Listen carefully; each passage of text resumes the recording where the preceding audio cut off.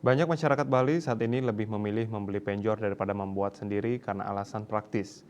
Hal ini menjadi berkah bagi perajin penjor, salah satunya Kadek Sukadana, perajin penjor di Kelurahan Cempage. Jelang galungan ini dirinya mengaku kebanjiran order. Pesanan penjor tak hanya datang dari wilayah Bangli, namun juga luar kabupaten.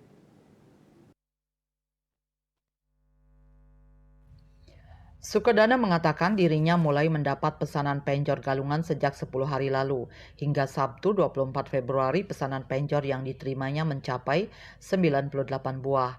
Pemesannya kebanyakan dari wilayah Bangli, ada juga dari luar kabupaten seperti Ubud dan Tegalalang Gianyar. Penjor buatannya dijual dengan harga bervariasi.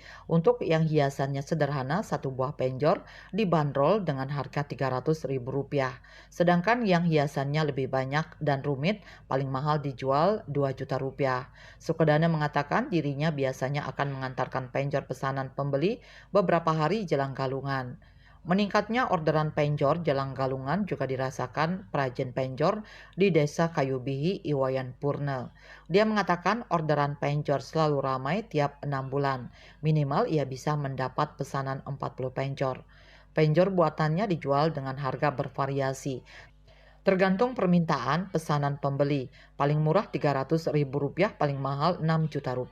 Dayu Swasrina, Bali Pos melaporkan.